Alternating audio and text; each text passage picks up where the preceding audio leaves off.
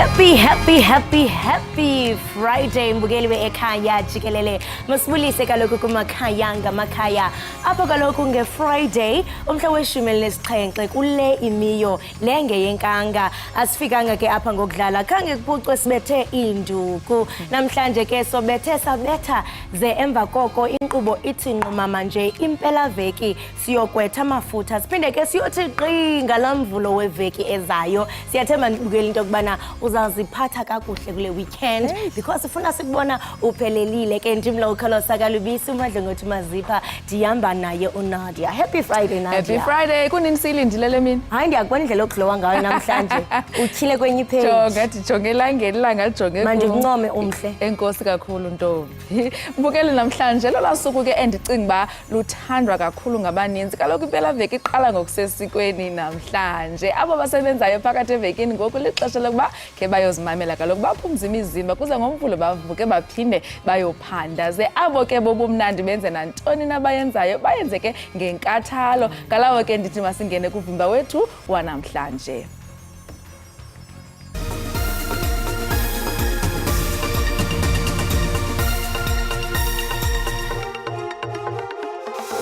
Resolved through a two-state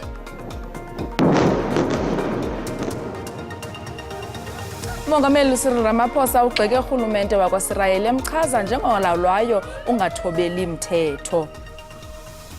We also found that the deputy principal ill-treated, blasphemed and homophobically abused the deceased, and that those allegations have merit. Kuxekwe usekela nqununu neetitshala zesikolo malunga nokuzibulala komfundi.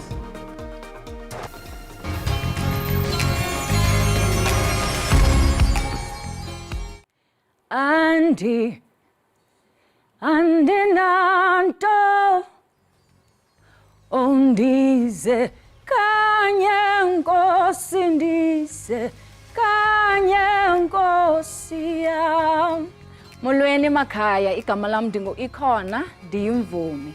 Ze nihlale ke nibukele iEkhaya Jikelele apha ku SABC Plus. Nonwabela izinto ezifana nezemidlalo, ezendaba nazo zonke ezinye izinto enizithandayo emakhaya.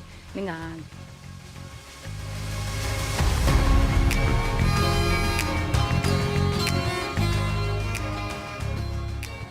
Asiuqala uvimba wethu, umongameli Cyril Ramaphosa ugxeke urhulumente wakwaSirayeli emchaza njengongalawulekiyo nongathobeli mthetho.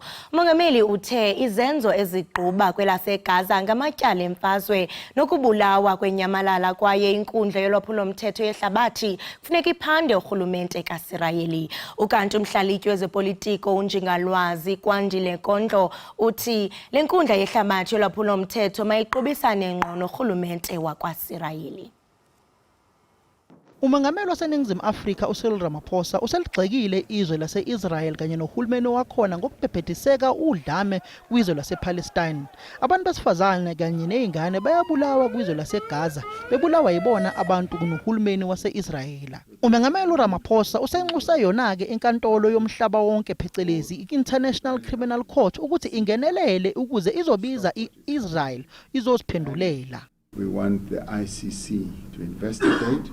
And of course, legal measures then need to be taken at that global level. And of course, the Israeli government has perfected the way in which it does not follow and implement decisions that are taken at the UN, at the Security Council, or in other world forums. They've become a law unto themselves internationally.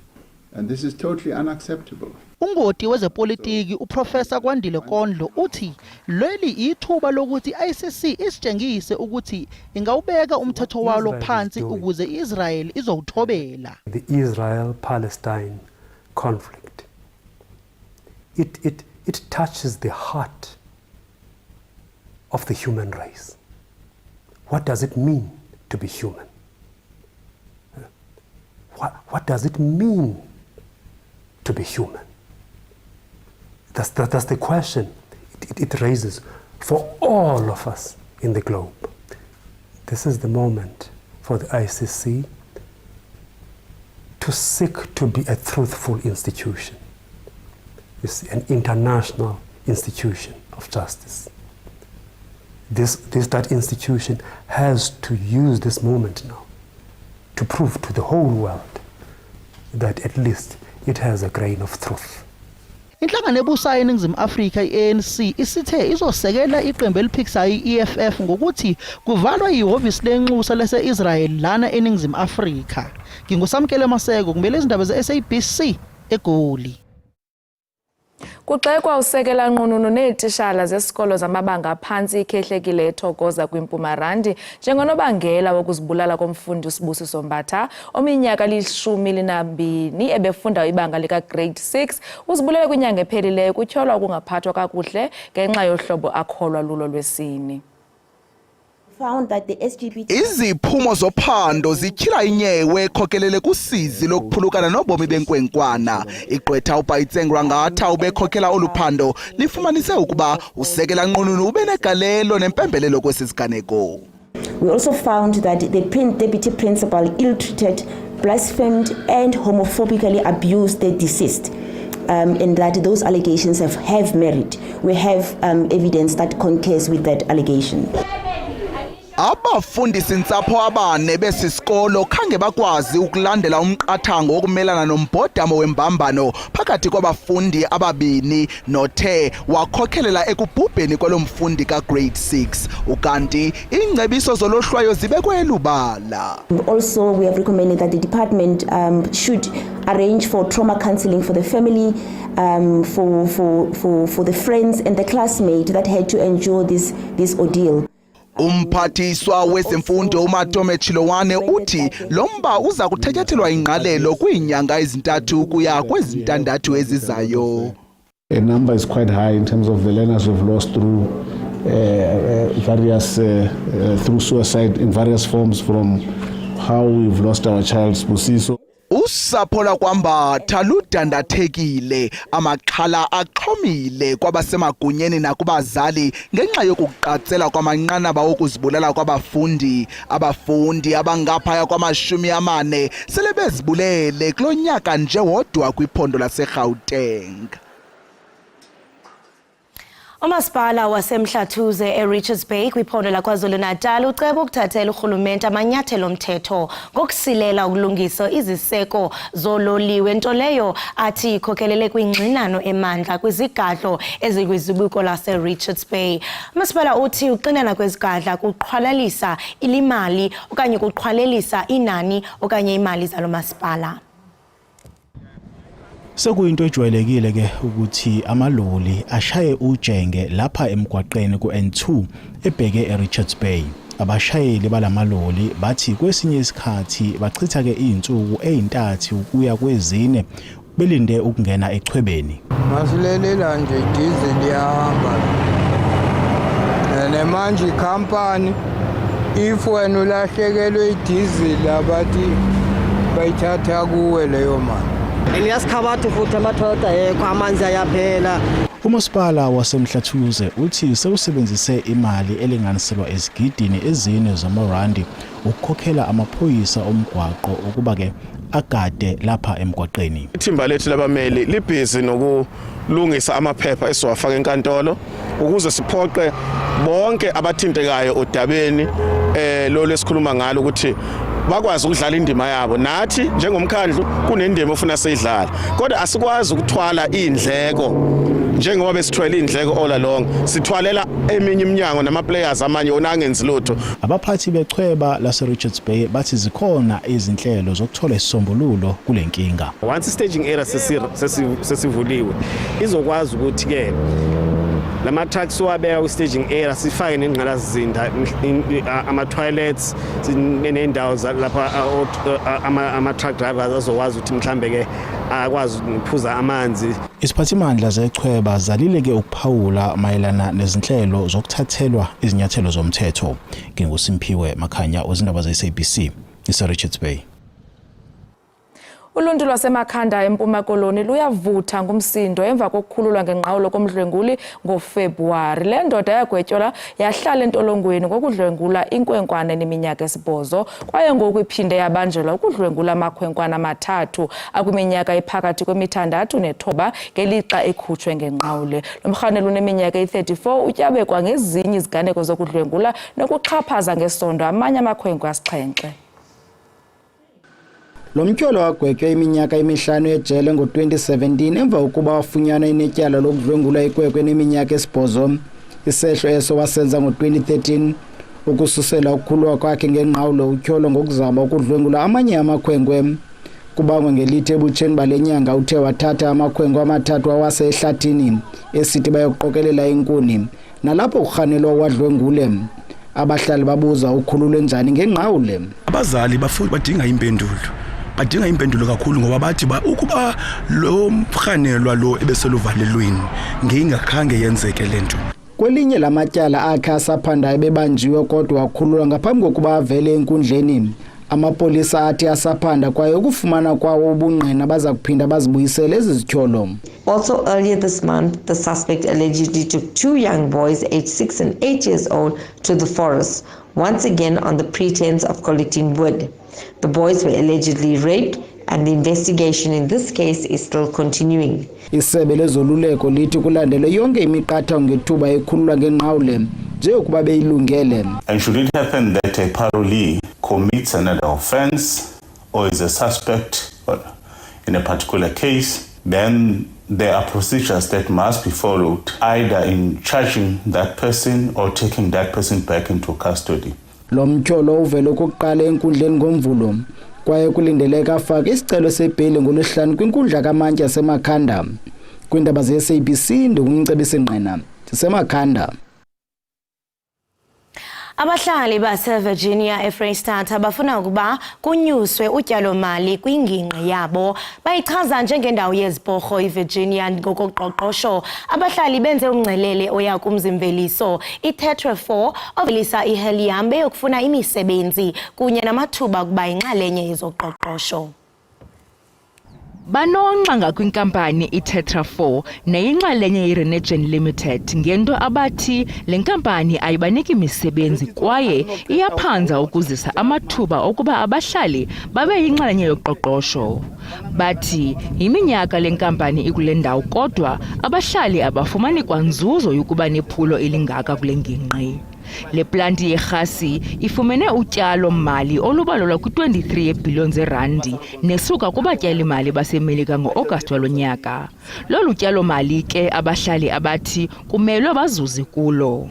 It's a community of Free State. We need job. We want job. We are here because we seek business opportunities. It's quite unfair that this entire project is worth for about $23 billion. And within that context, none of the entire youth of Virginia actually benefits from that, which is quite wrong. Uxwebhu lwabo lwezikhalazo lwamkelwe ziziphathamandla zale mayini kodwa kuye kwabakho nesithebe sengxoxo phakathi kwabanye abahlali kunye nale nkampani. Imayini ke iye yacela ukuba inikwe iintsuku ezisixhenxe ukuze iphefumle kolu xwebhu. Having made a commitment to the community, they could not deliver from at least 2018 to date. We've seen companies from Gauteng. You can see the security company, the Soben, is from Gauteng. When we do have in our locality, Achabeng, and in the Free State, we do have companies with capacity to do the work. Iziphathamandla zale nkampani zalile ukuphefumla ngelithi ziza kukhupha ingxelo ngexesha elifanelekileyo. Ukanti amafama aseLimpopo amemelele kwisebe lezolimo ukuba liwaxhase ukuqubisana nokuqhambuka kwentsholongwane yenyawo nomlomo esithwaxa imfuyo, i-foot and mouth disease. Isithili sasevembe nesasemopane eLimpopo zithwaxwe ngokumandla sisifo sentsholongwane yenyawo nomlomo kwimfuyo ebizwa njenge-FMD. Oku kukhokelele kwimiqathango engqengqwa kwiintshukumo nasekuthengisweni kweenkomo kweli phondo. Abafuyi badandathekile kukuxhokreka kothengiso. Kwinyanga edlulileyo amakhulukhulu amafama eenkukhu aphulukene neenkukhu kwisithili iWaterberg ngenxa yesi sifo. Ukanti amafama ezichaphazelekileyo adibene nesebe lezolimo nemfuyo kwingqungquthela ibibanjelwe ePolokwane bathi inkxaso karhulumente ngolwazi noqeqesho ingangundoqo. The best thing to do from the government is to train us and tell us what symptoms must we look for before the cattle start to be sick. We would like for the government to assist us in form of funding or grants so they can provide feed. Lo gama abasemagunyeni kwisebe lemfuyo nezolimo bacebisa amafama ukuba athi xa ekuthengeni imfuyo kwiingingqi ezichaphazelekileyo bathi banezicwangciso zokudlulisa ulwazi ngokuqhambuka kwesi sifo. So what we want to tell them is to teach them that every time they buy cattle coming from that area, they must quarantine them for a specific date, and they must make sure that those cattle are tested. Isebe lezolimo nemfuyo Jikelele lilumkise ngesi sifo se-FMD kumafama ephondo laseMntla-Ntshona. Ndimlo Lilitha Ntsundwani kwiindaba ze-SABC.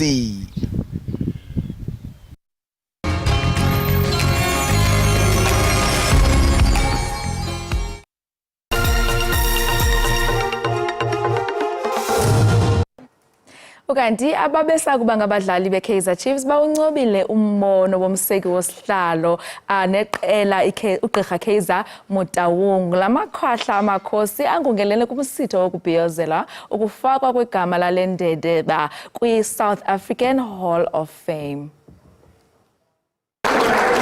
Eli ibilithuba lokubhiyozela ukuwongwa komseki wamakhosi oxolo nawasekwa ngo-1970 eshiya umqelo ongasayi kuze ucime kwezemidlalo kweli.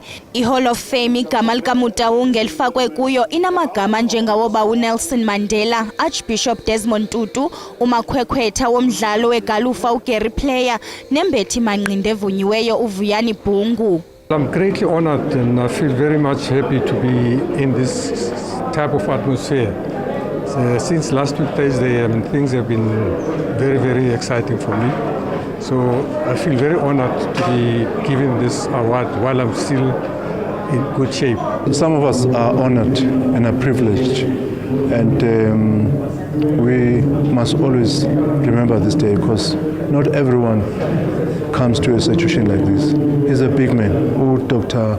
Motaung is a big man. Firstly, it's an honor for me to be invited here with different generation, and congratulations to the Dr. Motaung Hall of Fame. I think for us, some of us, we've been given an opportunity to play for the massive club, which is Kaizer Chiefs. Obviously, we are all here because of one man, Dr. Kaizer Motaung.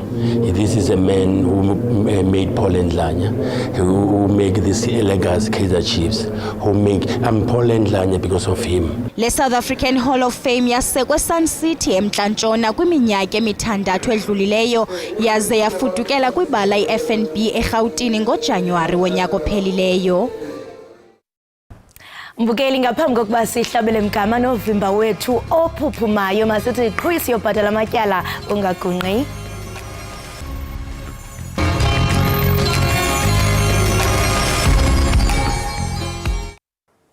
Inkosi ngokuhlala nathi usabukele Ekhaya Jikelele. Inkosikazi eneminyaka engama-20 ubudala ethe yatyunyuzwa kwinginginya yabantu ilandela ibhasi ebithwele amabhokobhoko kwiphondo leMpuma Koloni ibhubhile esekwigumbi labagula kakhulu. Uminentle noqhamka ubhubhele kwisibhedlele saseFree. Kanti ingaba zazimiselwe njani izicwangciso zokhuseleko kwindawo ebihamba ibhasi phantsi kwebhunga laseBuffalo City eMpuma Koloni? Ukufumana banzi ke malunga noku sinxibelelana ngeZoom kunye nomphathiswa wezobugcisa nenkcubeko kwiphondo laseMpuma Koloni uNonceba Kontsiwe. Mama Kontsiwe, masikubulise sikwamkele kwinkqubo Ekhaya Jikelele. Andibulise kuwe, ndibulise nakule nkqubo nababukeli beEkhaya Jikelele. Enkosi kakhulu. Enkosi ngembeko. Sicela usichazele kwenzeke ntoni kwesi siganeko kwenzakala khona uminentle noqhamka nowayilandela ibhasi yamabhokobhoko? Ndithetha ngento ke endiyivileyo endingayibonanga ngamehlo wam. kumajelo ephepha iDaily Dispatch yokuba kukho umntombazana okanye umntana othe ngexesha bebebhiyozela amabhokobhoko eBuffalo City kuvuywa uye wafumana ingozi yokutshayiswa yinyala yamapolisa. Sithe ke sawuva ezo ndaba safonela utatakhe ngokuvelana naye okanye ugqithisa umyalezo wovelwano olunzulu. Ngamfumanisa uba kuba ikwayile mini inye besiva ngayo izindaba ngoba xa watshayiswa waya esibhedlele kodwa ke ngale mini siva indaba kule mini kucaca uba uye wagqitha ngayo. So xa ndifonela utatakhe watsho ukuba hayi inhliziyo yakhe isadada emanzini okwangoku uyacela abantu abazawuya kumbona bayombona ngenye imini. Okwangoku ingqondo yakhe iyabetha ayazi noba kwenzeka. Ndiyabona ke ebesothukile kuba naye inobe besanda uziva indaba ezo. Kodwa kwathi abantu abafuna ukuyawuvela kuye bangebaya izolo ngoku ukhansila waseBuffalo City ebendithethe naye ebegqiba uthetha naye kuba ndithe ndawubona uba hayi wonzakele kakhulu ndaqonda uba mandingabi sathetha into ezininzi. Nam ndiyamcingela uba xa igqiba ukwenzeka into nyhani ingqondo yakho ayikwazi ucinga kakuhle ncam kukothuka. Ingaba mhlawumbi akekho umuntu ngaphandle ke kwesebe lenu lezenkcubeko umuntu mhlawumbi osuka kwiBuffalo City Municipality oye wayovela ngethuba andinoqiniseka ngoku ugqibela kwam uthetha nokhansila Neil May uthe ngexesha ndimfowunela ndizawuthetha ngale nto uvela wathi kum ukhansila Neil May ugqiba uthetha notatakhe ngobe ndimfowunela mna ebebeka ifowuni katata waloo ntombazana. Wabe esithi utata hayi ndiyacela nothi kwanamhlanje ndicela nikhangele olunye usuku. So andiphindanga ke ngondadibana naye ndambuza ukhansila Neil May ukuba bade babakwazi na kuba utata bendimbona uba wonzakele kakhulu esithi nothi namhlanje kanike nikhangele olunye usuku. So ugqibela kwamthetha naye ke ibingathi bazawukhangela olunye usuku njengokucetyiswa ngutata womntana. Mama Nomncuba bendiqonda ukuthi khange kubekho umuntu uyovela ngexesha untombazana esesibhedlele. Andiqinisekanga kungoku bendinohambo noPremier siseGermany. So indaba esizive ngexesha seyisenzeka. Sekusithiwa uswelekile khange kuvakale kakuhle ngokwasesibhedlele uba kwenzeke ntoni. Hayi bantu ngeba ndithetha into engekhoyo.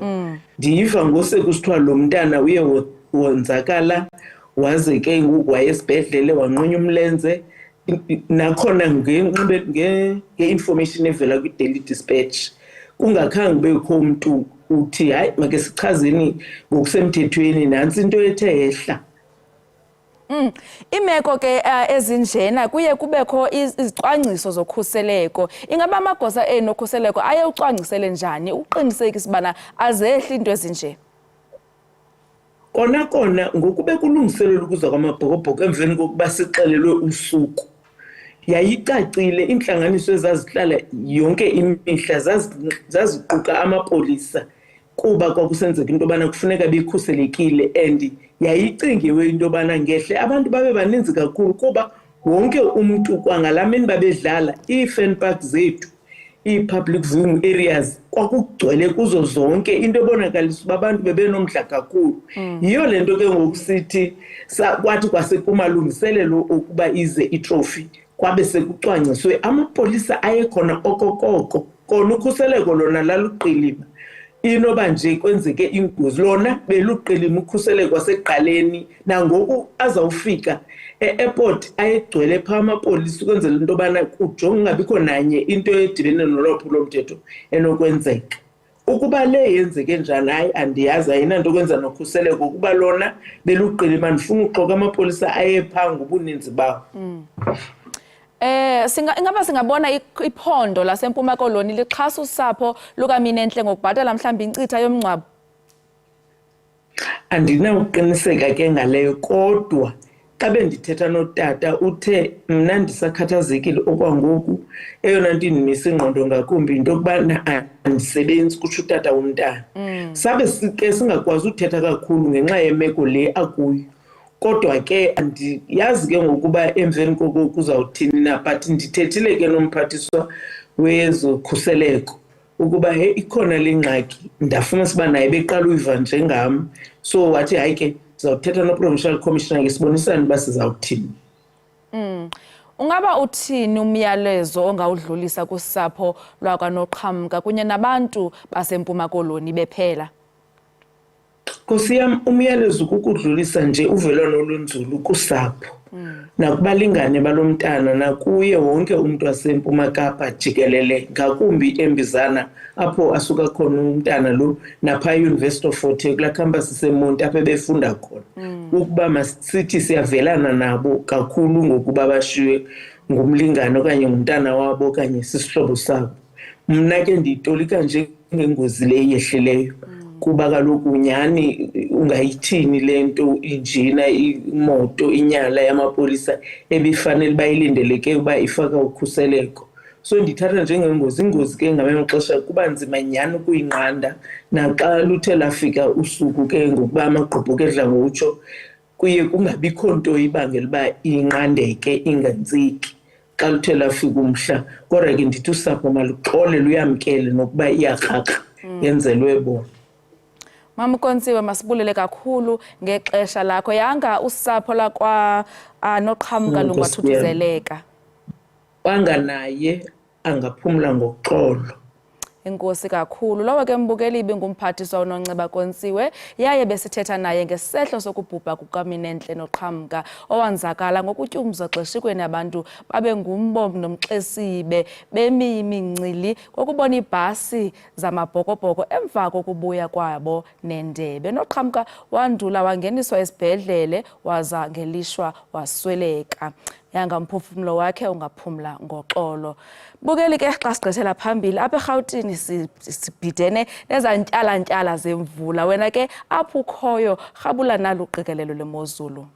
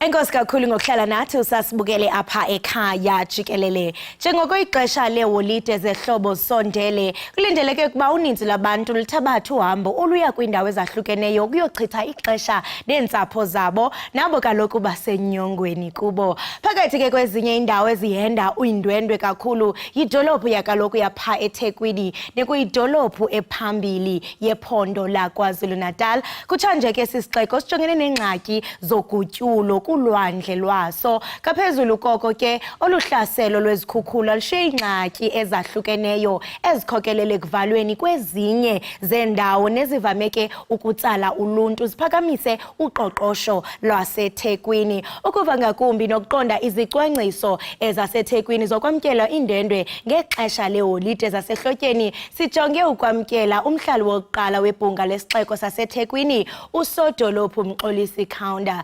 Mnumzana Mxolisi, masibulise sikwamkele enkqubeni yethu ekhaya jikelele. Masibulise, sibulele kakhulu ukubana nibe nathi kulolu hlelo, kodwa ndizothetha ngesiZulu. Sibonga kakhulu ukuba kulolu hlelo lwakho namhlanje sibingelele abaphulaphuli nabalaleli emakhaya. Siyabonga kakhulu ngokuthi nathi ube nathi. Njengoko kulindeleke ukuba abantu abaninzi beze apho eThekwini, siyaqonda kaloku into yokubana xa kuthi eThekwini siyazi into yokubana it's hip and happening. Njengeziqhelo ukuza kuchitha iholide, ingaba mhlawumbe injani imeko yamalwandle njengoko beniwavala okanye beniwavala ukuba engakhuselekanga amalwandle? Injani ngoku imeko? Zimi kahle kakhulu manje ngoba inqalasizinda yethu ebithinto kakhulukazi ikhinyabezwe yikhukhula siyilungisile kakhulukazi our pump stations coastal lines alungile simngoma umuthi wonke amabhishi siwavule out of 27 amabhishi esinawo awu24 asebenza ngokugcwele siqedela nomsebenzi kwambalwa sifuna kushaya umhla ka15 December wonke esesebenza ngokuphelele silungisa no-swimming pool abantwana obusuhlala isikhathi eside ungasebenzi kuyokushaya umhla ka15 December uyobusulungile ziningi indawo abantu bazi ukuthi eThekwini usukufikela ulwandle kuphela sinawo ke ama-hikings eThekwini sinawo ama-game reserves eThekwini sinamanyuli established accommodation eThekwini aseyindaweni ezisemakhaya osilokazi ukhuluma ngey'ndawo ey'fana no-Elton ezikhona ngaphakathi kwenhloko dolobha bese futhi ukhuluma ngo-Octavia lapha phezulu eNandi etafuleni zonke lezo indawo zimngomumo abantu bazohambela bebona iy'ndaba zethu eziningi ezinhle kakhulu befunde nangamasiko ethu lapha eNingizimu Afrika lapha e-1000 Hills nazo zonke indawo ama-restaurants avuliwe wonke amngomumo ukumumatha abathameli kanjalo nabavakashi abazofika bezozibonela mathupha ukuthi lolu lwandle olufudumele kamnandi kangaka laseThekwini okuyilolu lumnandi ukudda kulo oluno-promenade ende kunawo wonke akhona e-Afrika futhi enhle ngakho-ke abantu abeze eThekwini sikulungela amabhizinisi ethu they are newly established malls iy'ndawo ezintsha zokuthenga abantu abazovakasha nabahlali baseThekwini ngakho-ke simngomumo i-weather is on our side akumcimbi ukufa eThekwini abantu abafuna ubumnandi beze Durban. Ndimlowo count me in ndizifuna phakathi inside and xa uthi weather nyani ke shem xa sijonga isimo sezulu saseThekwini always the best and I mean unyaka ebemde kakhulu and xa kuthi December vele umuntu ufuna lampolo so izinto zibalulayo ngenene zizinto ezidingwa yincakancaka yencambi yenhliziyo wena sodolophu kukhalo ngokuba ke kukho indawo eziye zavalwa ngexesha lezikhukhula ezitsala abakhenkethi oko ke kukuthi zisavaliwe kungoku ingaba mhlawumbe wenze ntoni ukuvuselela icandelo lezokhenketho apha eThekwini?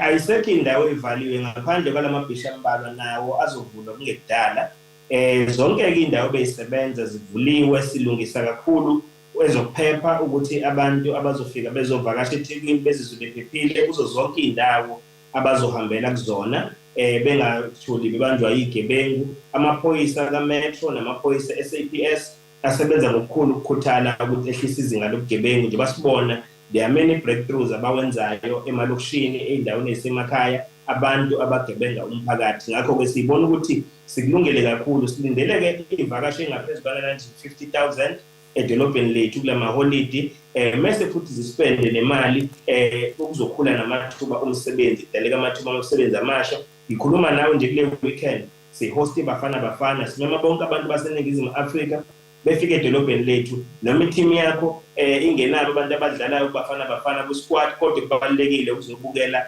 i-team yethu siyisupport nje basenze kumabhokobhoko nangama-Proteas siphinde senze kanjalo i-weekend enkulu-ke futhi le i-weekend yokurejistela ukuvota ekumele bonke abantu baphume beyobhalisela ukuvota ngoba kuvotwa ngonyaka ozayo ngakho-ke njengedolobho laseThekwini simngomumo zonke indawo zokuvakasha zivuliwe ubumnandi kuyatholakala eThekwini ama-festivals azobe maningi kakhulu azobe nandisa enza bonke abantu abahambela idolobha lethu bezizwe bethokomele bezizwe kumnandi ukuba kuleli dolobha ziningi indawo zokuvakashelwa sine-heritage route lapho umongameli wokuqala ka-African National Congress asuka khona ubaba uJohn Langalibalule Dube siphinde sibe noGandhi settlement sibe nezindawo eziningi koseme ngaphakathi ibandla lakwashembe elikhona ngaphakathi eNanda kusibe nendawo eSouth zokuvakashela ku-Adams College esikhiqize abaningi kakhulu abanegalelo ezingeni lomhlaba wonke jikelele, nabanye sebeke baba o-deputy president, abafunde lapho baba omongameli emazweni abo.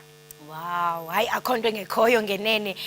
Kuyaphawuleka into yokubana amaqela aphikisayo kwibhinqa ledolophu yaseThekwini atyhola ubunkokheli bakho wena sodolophu ngelithi imali ibibekelwe bucala ukujongana nazo izikhukhula ezashiya kukhalwa kwiphondo ayizange ibe kanti le mali isetyenziselwa oku ibicangiselwe kona. Ungaphendula uthini sodolophu? Badukise umphakathi ngolwazi abangenalo obuluncane kakhulu, kodwa ke ngolwesine odlule on Thursday last week sibene full council ngabuyisa umbiko ngoba ngolwesithathu last week on Wednesday umgcini mafa kazwelonke usamukelile isicelo sethu sanikeza u1.5 billion rands ngoMarch. Lo 1.5 billion rands kunyaka wethu wemali uphela ngoJune, sathi ke asikwazi ukusebenzisa u1.5 billion within 3 months. Ngakho sicela lento ekuthiwa i-roll over ukuthi imali iqhutshezele kunyaka wezimali olandelayo. Ubungeke kuqhubeka uyisebenzise, bengasho ukuthi sebeyithathile bekwi-account yethu, kodwa befanele silindele i-authority ukuthi siyisebenzise. Siyajabula ukubekela bonke abalaleli ukuthi u-National Treasury umgcini mafa kazwelonke useyi-approvile le mali e-1.6 billion ukuthi siqhubeke nemisebenzi. Kahle hle ayikho imali ebingahlelelwe imisebenzi, izolo benkwamashi nje kusebenza yona leyo mali ukuthi siqale silungise siqhubeke nomsebenzi omuhle besiswendile. Besisenzeke ngaphezulu ka-154 imigwaqo ethinta nezinto njengama-storm water, senza futhi nama-bridge awu-27. Silindeleke ukuthi le mali njengoba sinikezwe igunya ngolwesithathu last week Wednesday, siqhubeke senza amanye ama-project alabo 500, kodwa into enkulu kakhulu ebisikhathaza yenqalasizinda ebithinta amabhishi ethu, cha lapho simngomumo sithenga amaphampu amasha ama-pump stations, siqinisekisile ukuthi asebenza ngendlela ekulindeleke ngayo.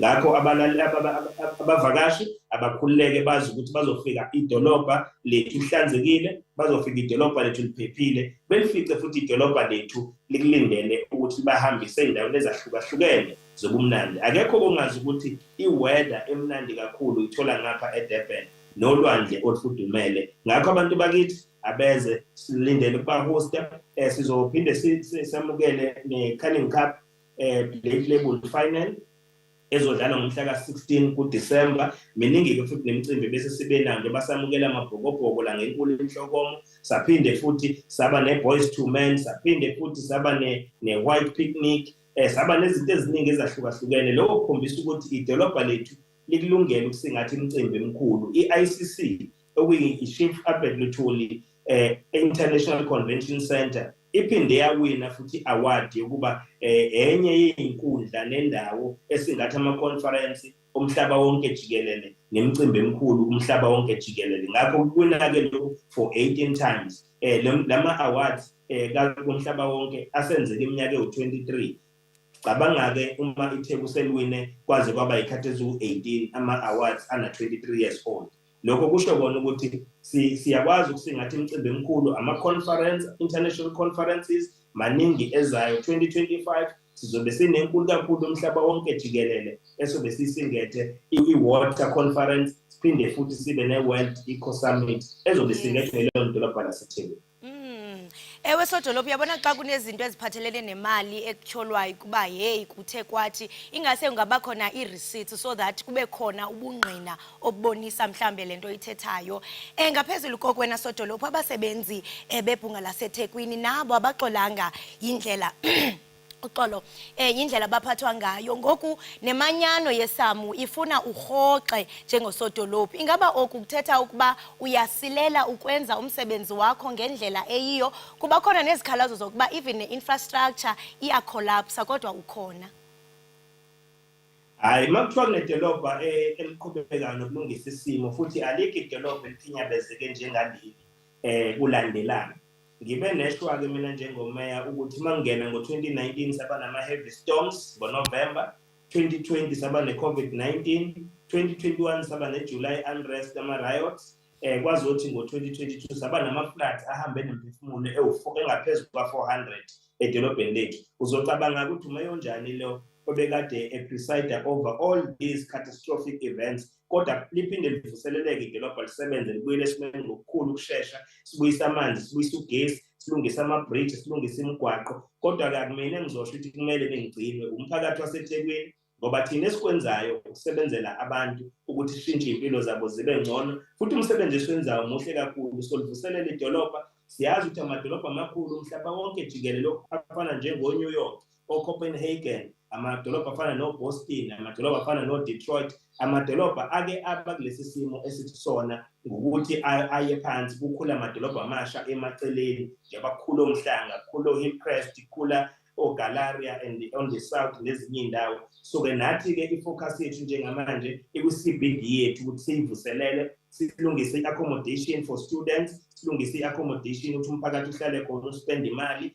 Maningi amabhilidi angalungile esowalungisa abe sesimweni sokuthi abantu bakithi uma befuna indawo zokuhlala bekwazi ukuhlala edolobheni. Maningi ama-catalytic projects angenayo ngaphakathi kwinkaba yedolobha azoshintsha ubuso, iface yedolobha lethu. Ukhuluma-ke ngama-project anjengo-Durban Eye, la soba khona nesonto elikhulu kwi-promenade yethu enhle esiyiqhenyayo ngayo. Uphinde futhi ukhulume nge-marina yethu, i-waterfront entsha esizoyakha sibambisene no-Transnet. Wonke lawo ma-investments azobuyisa abantu nosomabhizinisi abakhulu ngaphakathi kwinhloko dolobha yethu bekwazi ukuzo-investa, kudaleka amathuba omsebenzi nomnotho uqhubeka ukhule. Ngakho thina ukuthi kuthiwani ngathi asikunakile, esikunakile umsebenzi, ukusebenzela isizwe, ngoba akusikona okwami ukuthi ngikhona kwi-power noma kwi-power, kodwa umphakathi odecide nombutho wesizwe, u-African National Congress ongithumile. Njengamanje umbutho uyangethemba, umsebenzi engwenzayo siyaqhubeka nokuthi siwenze egameni lombutho wesizwe nabo bonke sisebenzisana nabo amakhansela ethu edolobheni laseThekwini.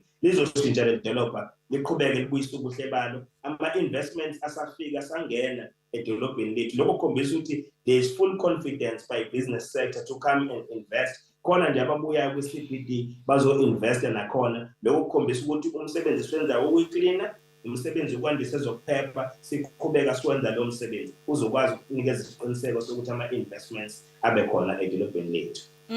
Iyavakala sodolophu njengoba usisho into yobana ungene ngexesha apho bekuneziganeko ezininzi zisenzeka, July unrest, i-floods, kodwa eyona nto ingundoqo okanye ekhalisa abantu kukuba nakubeni bekhona ezingxaki ibikhona imali ebekuthiwa nantsi bekelwe bucala ebonakala ngathi ayisetyenziswanga ngendlela, kodwa ke leyo yingxoxo yangenye imini. Siyabulela kakhulu ngokuba ube nathi ngokuqinisekisa into yokubana nazo izicwangciso ezokuba kanti nilungiselele iThekwini njengoko uninzi labantu kuquka mna lo ndizabe ndilapho eThekwini njengoko sosibalisela into yobana yonke into ime ngomumo, ulwandle, child safety, everything. Siyabulela kakhulu sodolophu, enkosi kakhulu benosuku olumnandi.